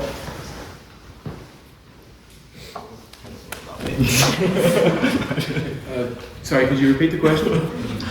Basically, Trump wants to remove separation of powers. Do you think that that is a good enough argument to say that this indicates that the US may be beyond saving because separation of powers is so important to American exceptionalism? Right, I'm going to bite through that one. Okay.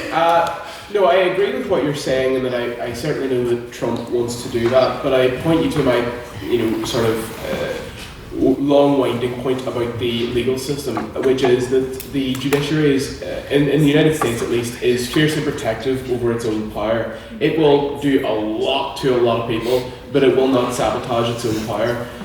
It will not let Donald Trump take its own power. There's certain instances where, you could say that America's leaning toward more, a mingling of powers, but we have that here. We do. The fact that, we used to, we Americanized ourselves with the Tony Blair, sort of debacle, but, it wasn't a debacle. But I had to quickly say that before I get accused of something else bad. I get what you're saying, in that I think Donald Trump will like to do that, but whether or not he has the ability and the chip with the Supreme Court, who's already voted against him numerous times on key policy issues, I don't believe that he has that kind of motion. I just don't think he has it in him. Thank you, Luke. Rebuttal from the proposition. Yeah, I think I get exactly what Ash means. Because I talked about American exceptionalism. I think Luke was just misinterpreting our speech on purpose, I believe. But the thing with it is that there is a mingling of power, and the US was history lecture, whatever. But the US was founded in opposition to the Brits. And if we look at the US and everything it stands for and all, the US is a concept, which is kind of what we were hitting at. It's not as a country, but is the US beyond saving as a concept, which is kind of what we were all running through. You do see it, and I think to say, it going more towards the UK, is it failing and whatnot, but it's also that we see that in certain key areas, the Supreme Court has gone against Trump, but in other key areas, it supported Trump. Brett Kavanaugh is an alleged sexual offender. The Irish Catholic one is kind of crazy. They've put in over the years. Sorry, I can't remember her name. Amy Coney Barrett. Amy Coney Barrett doesn't believe in a lot of things. You see, over the years that it has become more pro, not even Republican, but more far right in what their beliefs are. But you also are forgetting that it's 3 branches of the executive, and the third one is the Senate and whatnot. And what you've seen in there is no matter what, they back Trump to the end. Even the Democrats, they talk for 25 hours and achieve nothing. They mark some cars, and at the end of the day, the justice system is only as strong as the people it convicts. And what we're seeing now, which is what the US is uniting against, is not that the US is we should save it, which I know to talk kind of about the point of the common man. There's only so much the common man can do. You know what I mean? We've seen time and time again in countries that have failed, that were beyond saving, that it wasn't enough that the people stood up, because what do you replace that power vacuum with? What's there for? And the common man, I'm a common woman, I'm not qualified to run a country. What's the alternative? And I think that's also what we're discussing. But to wrap up the point, what we're seeing is, in the failing of the justice system is, guys, the files. And what we're seeing is that at the highest levels, nobody's getting justice. And that's also really rotting. Even MAGA are sitting there going bro, we voted you in on releasing the files. And what we're seeing is you're protecting everybody. So I think we're seeing failings from every system, and it is the mingling of powers and the failing of the justice system at every level. I think to point out to cherry pick examples and be but look at this worked. I'm not a law student, but I could Google right now and find 10 cases that say the justice system failed in the US. So I think I don't really get your point of being look at this one specific, but don't look at the rest. Yeah. Thank you, Beth. And finally, I'll take one last abstaining question. So for the reminder to the House, this is a question put evenly to both the proposition and the opposition. So I'll take your abstaining question. I'm going to kill you. In a hypothetical world where Trump takes a third term, because let's not pretend he cares about checks and balances, what do you think that looks like for America? Are they cooked or are they raw? Thank you. I'll allow the proposition to go first. I think what I said in my speech is pretty clear. America is nowhere close to Nazi Germany, but the process that they're going down, the path that they're following, is scary similar. And so I think that the sort of demonization of the others and the sort of coalescing of power around a certain few individuals and the abuses of the rights of the citizenry are just going to get worse and worse and worse. And each step will be worse than the last until democracy in the US is gone altogether. Thank you, Jonathan. I'll answer if that's weird. I'm going to get a little bit Marxian with it and say but I would argue that sometimes, as I mentioned in my speech, a democracy needs tested, it needs to argue, it needs to be pushed to its breaking point to then reinvent itself. And I would say what we're seeing with Trump is that the increased polarization is shifting more people, yes, to the far right, but you also have a rise in leftists such as Mandani getting voted in and kind of being more, it almost normalizes a more woke, as we were mentioning, a woke country. So I think you need to struggle in order to get through it, and that doesn't necessarily mean the US is beyond saving, it just means it's going to enter a new phase. Thank you. That was a pretty quick one. So for my own personal safety, go on ahead, Ellen. Thank you. So this is a question I've had to adjust because Daniel, I don't know if you projected me every time I put my hand up, but now it's an outstanding question. I just went into, if you look at the history of America, I don't mean to be, to all the Americans in the room, I don't mean to be really anti-American, but just give me a second. Was America ever not cooked? Like it was fine, on, like if you look at history or the musical Hamilton, they were 2 steps away from becoming a monarchy back in the day, guys. Like it wasn't, and they were fighting on slavery and like the ideals of democracy and freedom. Like if you look at the Constitution, their ideals, they're not like enshrined the way that they seem to be enshrined. And the layout of the Constitution is whacked, like it's crazy. Like if you look at what they're prioritizing crazy stuff before they get to your civil freedoms. So the case I would have ran, if I was in the proposition, is you can't save something that's always been cooked. But I want to know what both sides think. I'm saying myself. I want to know what both sides think because it has like are we saving something if there's nothing to say? Because I don't know, I'm yet to be proven that America was ever what it was made out to be, or ever pitched to be initially. Thank you. I'll take a quick response from the opposition first. Yeah, sure. I mean, I think Luke put out pretty eloquently that we're talking about the 330 million people that live in the United States, and to say that something is beyond saving just because it was founded on some dodgy morals back in 1776 does kind of a disservice to, I think someone said, it was maybe the first proposition actually, but that it was a country that's born of minorities and it's born of immigration, and it just does a disservice to everyone who lives that life. We're talking about 330 million people, not, the orange man in charge. Thank you, Ollie. A response finally from the proposition. Yeah, I think that question, the key flaw in the opposition's argument is that we're not talking about is the geographical piece of land which America is on going to self-destruct. America is not like, it's defined by like what the state is and what the country is. And so we're not talking about are those, 300,000 million, I don't know the population of my own country. However many people there are in America, are those people cooked?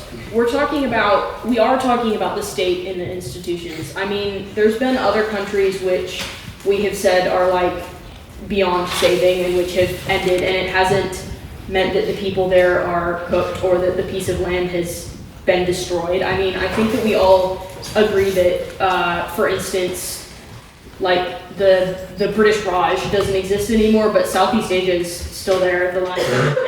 So we're talking about whether it can change. We're not talking about whether it's going to be like completely eviscerated. And it's kind of a silly argument to say, oh well, it can't. America will change and turn into a completely different country, but it's being saved, guys. Because is it America anymore if it's completely changed so beyond recognition? Thank you, Louise. No back and forth, I'm afraid. And so concludes the question section of our debate, which brings us on to the all-important verdict. It is your chance as members of the House to decide who's won this debate on the metrics of presentation, rhetoric, argument, teamwork, and engagement. So, have all those who would like to vote for the proposition on the vote on speaker ability to raise their hands now, please. Yeah.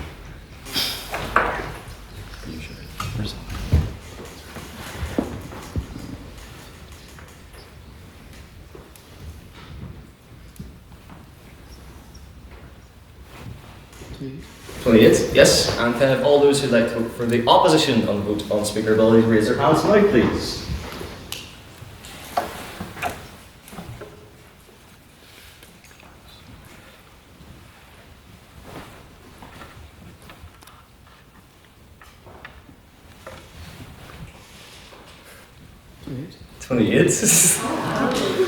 And can I have all those who would like to abstain from the vote on speakerability to raise their hands now, please?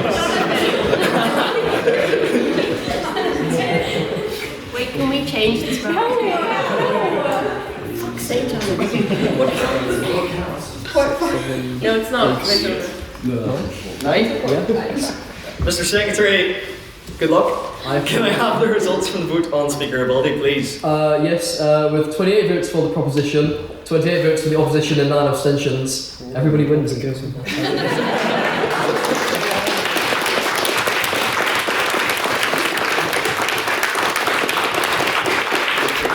Yes, united we stand, divided we fall.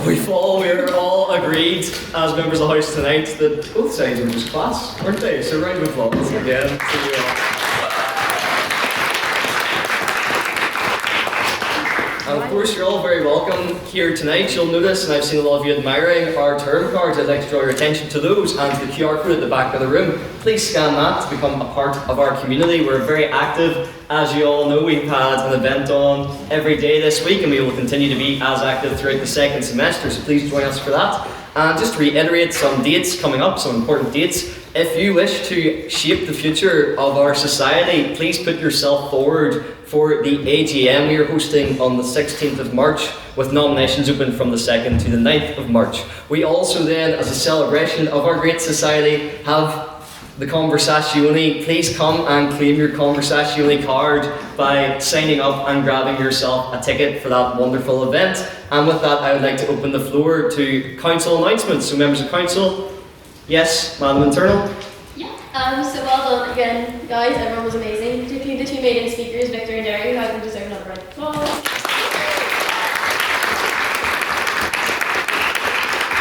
You guys are amazing and definitely not jealous, so I think it's great. So next week's debate, guys, it's very exciting. It is a collab. We have this House regards the Rise of Book Talk with QUB Book Club, and we have representatives from QUB Book Club here, where they're sitting Elizabeth and Ash. Hi, Ash. Elizabeth was here. I remember she's now. So we're gonna have a Book Talk collab, which is going to be really, really, really fun. If you want to speak on that, talk to me. That will be a popular one because we have to meet requirements to have people from the book club as well. But if you really want to speak on that debate, please come and talk to me about it. Henry's ID. So the IDs this weekend, he left to meet his boyfriend. Boring, but the IDs this weekend, guys. It should be really, really class. It's a really cool thing for the society. We haven't had an ID in a long time. Don't know the specifics. You have to ask Calvin. It's a really cool thing. It's an inter-varsity competition. We have over 100 participants from different universities from all over the UK and from Republic of Ireland. So it's a really, really cool thing. I know a lot of you won't be there. It's a weekend. A lot of people go home, and also turning up to the MPC on a Saturday is pretty grim. But it'll be a really fun competition. Fun fact, it's beside the morgue. That's where the rooms are. So we're really showing off Queen's Steel universities. But yeah, otherwise, well done to all the speakers today. Yes, make sure to join us next week for that debate, and we'll sure to be a real page turner. And of course, we have our IV coming up. If you'd like to watch the final of that, will be on Sunday. Details in the WhatsApp group, which is all the more reason to join. Any other council announcements? Mr. Dents. Yes, good evening, everyone. We had a very good look talk there on Tuesday with Danny Mulhall, and thanks to those who came. Our next look talk is on March 9th. We have Mary McAleese. Now, she is the former President of Ireland, obviously a very esteemed figure. She will be coming to the Society at the Canada Room, and there's a few more details just yet to be confirmed. The day after, we have the Act of Union debate. That is our great debate that the Society is hosting. We have political representatives coming in as well as historians, with William Crawley, the BBC broadcaster, chairing that. So I welcome you all to come along. We have a very, very busy schedule to let her, and that's a good thing. Thank you very much. Yes, here, please join us for those events. Do I have any other council announcements, Madam Vice President? Yes, after the Acts of Union debate on Wednesday, the 11th of March, we have our second Muriel Campbell Women's Subcommittee debate. All the more reason to scan the QR code to sign up to speak on it. That debate is "This House Would Be a Spinster," which should be very fun. But yes, please scan the QR code and register to sign up. Thank you.